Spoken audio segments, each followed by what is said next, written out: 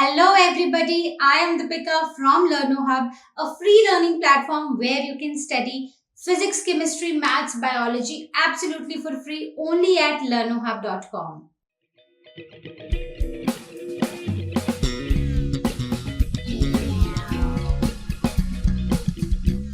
तो बच्चों आज हम बात करने वाले हैं क्लास 11 बायोलॉजी के फर्स्ट चैप्टर की, that is the living world.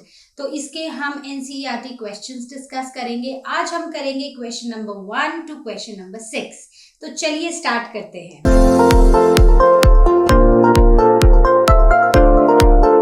तो चलिए बच्चों स्टार्ट करते हैं अपना क्वेश्चन नंबर 1। क्वेश्चन नंबर 1 है why are living organisms classified. तो लिविंग ऑर्गेनिजम्स को क्लासिफाई क्यों किया जाता है? तो अगर हम देखें तो हमारे पास अराउंड 1.7 टू 1.8 मिलियन स्पीशीज हैं, राइट? इतनी सारी स्पीशीज हैं। तो क्या हमारे लिए ये याद रखना मतलब पॉसिबल है कि कौन सी स्पीशीज कैसी है, क्या है? ठीक है, तो हम उनको बेसिकली क्लासिफाई कर देते हैं, कुछ ग्रुप्स में डिवाइड कर देते हैं, राइट? तो हिराकी तो हमने ऑलरेडी पढ़ी हुई है। क्या है कि किंगडम से स्टार्ट होता है, राइट? और वो खत्म होता है जाके किस पे? स्पीशीज पे, राइट? तो किंगडम में तो जैसे अगर हम एनिमल किंगडम की बात करो तो इसमें सारे के सारे एनिमल्स हैं, ठीक है? जितने भी हैं एनिमल्स वो सारे के सारे इसमें हैं। Talk about a leopard, talk about a human being, talk about parrot, right? तो सारे के सारे एनिमल्स इसी किंगडम के अंदर आते हैं, एनिमेलिया किंगडम, राइट? और जैसे जैसे अब हम नीचे जाते जाएंगे और जो हमारा लोएस्ट लेवल आता है दैट इज स्पीशीज। तो स्पीशीज क्या होता है? स्पीशीज बेसिकली एक ऐसा ग्रुप होता है ना ऑर्गेनिजम्स का जिनके जो कैरेक्टरिस्टिक्स है ना वो बहुत ही मिलते हैं, मतलब उनमें बहुत ही सिमिलैरिटीज होती है एक स्पीशीज के अंदर, ठीक है? मतलब जब स्पीशीज से ऊपर जाएंगे तो जो ग्रुप्स हैं वो बड़े मतलब छोटे होते जाएंगे और उनमें जो ऑर्गेनिजम्स हैं वो ज्यादा होते जाएंगे, ठीक है? तो अब अगर हमें कोई भी स्पीशीज को, कोई भी ऑर्गेनिज्म अगर हमें नया मिला है, अगर हमें उसे स्टडी करना है, तो आपको क्या लगता है ये पॉसिबल है कि हम 1.8 मिलियन ऑर्गेनिजम्स को याद की कैरेक्टरिस्टिक्स याद रखें और फिर उसके बाद हम सोचें कि अच्छा ये उससे मिलता है? ऐसा नहीं होता है, राइट? हमें कुछ बेसिक कैरेक्टर्स है जिनके बेसिस पे हमने उनको क्लासिफाई किया हुआ है। अब उसी से मिलते जुलते वो जो नया ऑर्गेनिज्म हमें मिला है उसके कैरेक्टरिस्टिक्स देखेंगे और अकॉर्डिंगली उसको स्पीशीज, फैमिली, जीनस, इन सब में हम डाल देंगे, right? So there are the large variety of life forms on that, बहुत सारी हैं। तो उनके बारे में अगर हमें पढ़ना है, स्टडी करना है, तो हमें क्लासिफिकेशन करनी पड़ेगी, right? It is easy to study variety of species. बहुत सारी स्पीशीज को पढ़ना, उनके बारे में जानना, उनके बारे में स्टडी करना, रिसर्च करना, ये हमें क्लासिफिकेशन की वजह से ही इजियर होता है, राइट? अब कोई एक प्लांट मिला है तो सीधी सी बात है कि वो किस किंगडम में जाएगा? Kingdom plant, right? Plant kingdom में चला जाएगा। उसके बाद अब वो एंजियोस्पर्म है, जिम्नोस्पर्म है, कौन सी स्पीशीज है, वो सारा अब हम उसके कैरेक्टरिस्टिक्स जैसे जैसे स्टडी करते जाएंगे ना, वैसे वैसे हमें उसके बारे में पता चलता जाएगा और अकॉर्डिंगली हम उसको कहीं पर प्लेस कर देंगे, फाइन।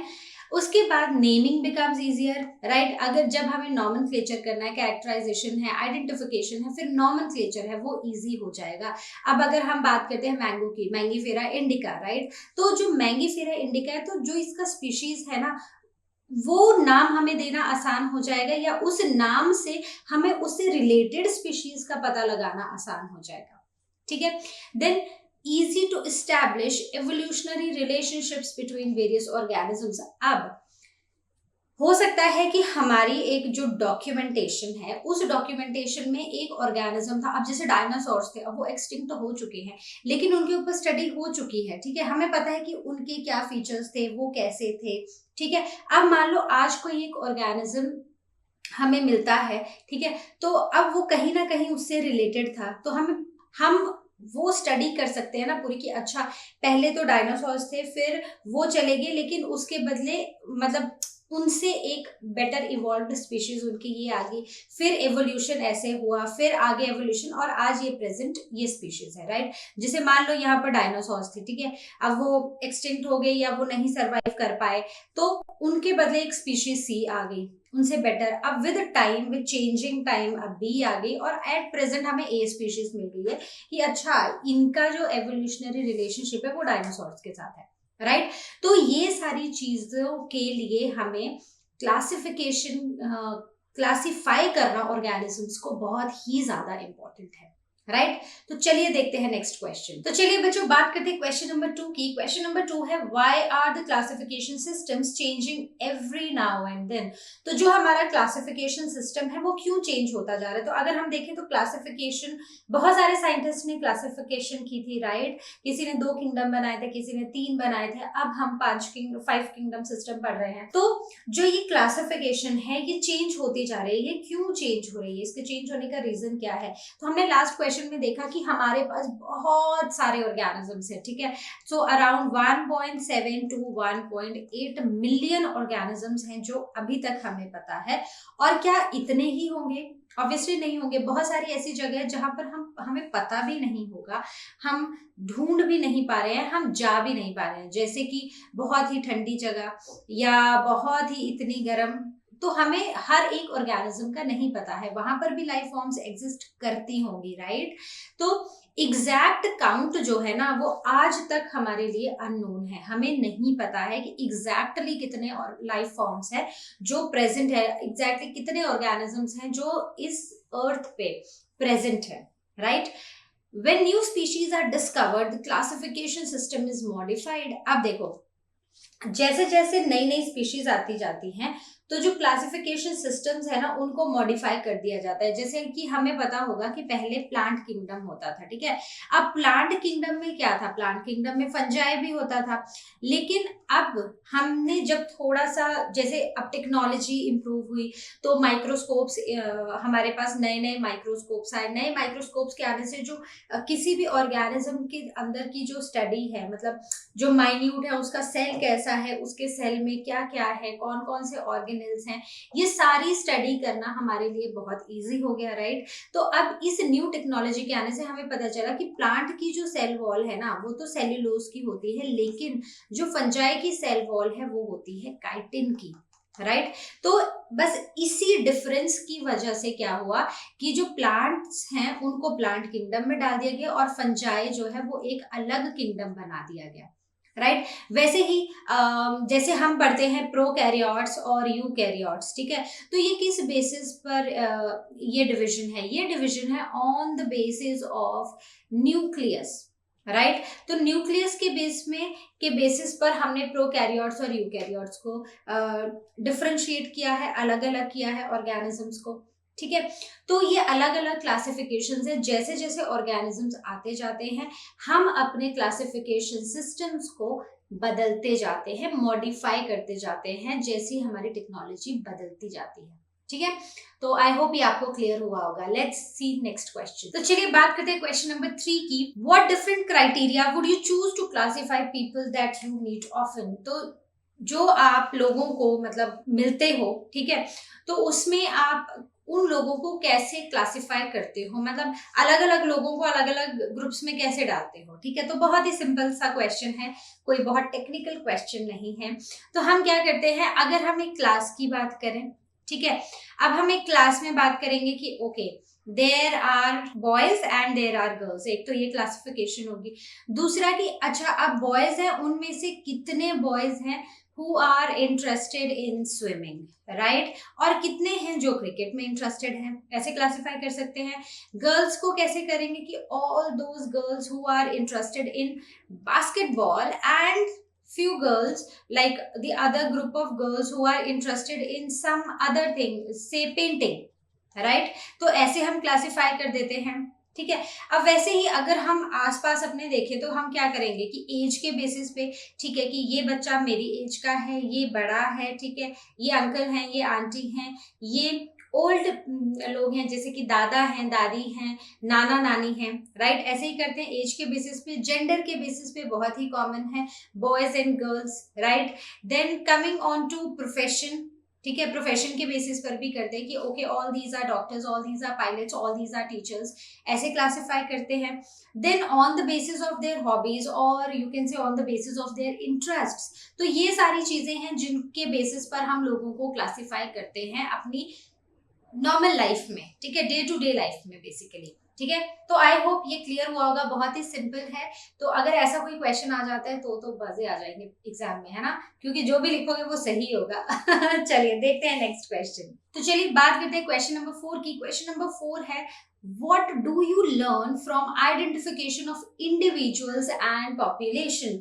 तो अगर हम किसी इंडिविजुअल की या किसी पॉपुलेशन की आइडेंटिफिकेशन कर रहे हैं तो उससे हमें क्या क्या इंफॉर्मेशन मिल सकती है। सबसे पहली चीज कि अच्छा वो किस कंट्री का है, क्या वो इंडियन है, क्या वो अमेरिकन है, या वो ब्रिटिशर है, या वो जापानीज है। ठीक है, तो अलग अलग कंट्री, जिस कंट्री में वो पैदा हुआ है, राइट, नेशनैलिटी, उसके बेसिस वो हमें पता चल सकती है।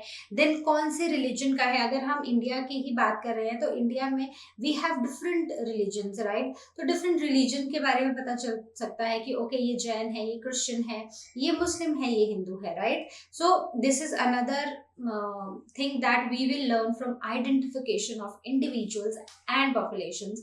Then coming on to the caste, जो कास्ट सिस्टम हमारे कंट्री में है, तो हमें एक लोगों के आइडेंटिफिकेशन से, उनको स्टडी करने से हमें ये पता चल सकता है वो कौन सी कास्ट के हैं। Then on the basis of colour, then mother tongue, a very important. ठीक है, तो जैसे कोई पंजाब में रह रहा है, उसकी मदर टंग है पंजाबी, राइट, कोई बंगाल में रह रहा है तो उसकी मदर टंग है बंगाली, राइट। तो अलग अलग जगह के लोगों के बारे में हमें उनकी मदर टंग के बारे में पता चल सकता है, उनकी ईटिंग हैबिट्स भी, जहाँ पर कोई रहता है उसके आसपास क्या अवेलेबिलिटी है, उसके बेसिस पर हमें पता चल सकती हैं कि उसकी ईटिंग हैबिट्स क्या है, राइट। सो आई होप ये भी क्लियर हुआ होगा, बहुत ही बेसिक सा क्वेश्चन है। चलिए देखते हैं नेक्स्ट क्वेश्चन। चलिए देखते हैं क्वेश्चन नंबर 5। क्वेश्चन नंबर 5 है given below is the scientific name of mango, identify the correctly written name. तो हमें दो दिए गए हैं। सबसे पहली बात है कि ये अगर हम इसको फॉन्ट के बेसिस पर देखें तो ये दोनों करेक्ट हैं, ठीक है, on the basis of font, right. अब दूसरी चीज अब हमें क्या देखनी है, हमें देखना है कि जीनस और स्पीशीज का नेम क्या करेक्ट लिखा हुआ है। तो अगर हम स्पेलिंग्स देखें तो जीनस और स्पीशीज का नेम भी दोनों में करेक्ट है, राइट। अब तीसरी चीज जो हम देखेंगे वो हम इसका देखेंगे अपर केस लोअर केस, ठीक है। तो बेसिकली जब हम जीनस का नाम लिखते हैं तो जीनस का जो फर्स्ट लेटर है वो हमेशा होता है कैपिटल में, और वहीं पर जो हमारा स्पीशीज का नेम है वो स्टार्ट होता है स्मॉल लेटर से, ठीक है। तो the correct will be Mangifera indica, that is the second one, ठीक है। अब क्योंकि मैंने ये हाथ से लिखा है, ठीक है, तो इस केस में ऑब्वियसली मैं इटैलिक्स में तो नहीं लिखूंगी, तो मैं क्या करूंगी, मैं इसको कर दूंगी अंडरलाइन। तो ये चीज याद रखिए, बहुत ही छोटी सी चीज है बट यस इट मैटर्स। तो जब भी आप उसको हाथ से लिखें, मतलब एक तो आप उसको ऐसा नहीं है कि उसको अपर केस में लिखेंगे, वो नॉर्मल रनिंग में लोअर केस में लिखा जाएगा except for the first word, first letter of the genus, ठीक है। So this one is the correct one. ऐसे ही बहुत सारे और अगर आप अपनी बुक में देखोगे तो सबके जीनस में जो फर्स्ट लेटर होगा वो कैपिटल होगा और बाकी सारे के सारे स्मॉल होंगे, ठीक है। सो ऑब्जर्व दिस, बहुत ही सिंपल है। अब बात करेंगे क्वेश्चन नंबर 6 की। क्वेश्चन नंबर 6 है define taxon, give some examples of taxa at different hierarchical levels, ठीक है। तो सबसे पहली बात है कि टेक्सॉन है क्या। टेक्सॉन बेसिकली हम सिंगुलर बोल सकते हैं ऑफ टेक्सोनॉमिक कैटेगरी का, ठीक है।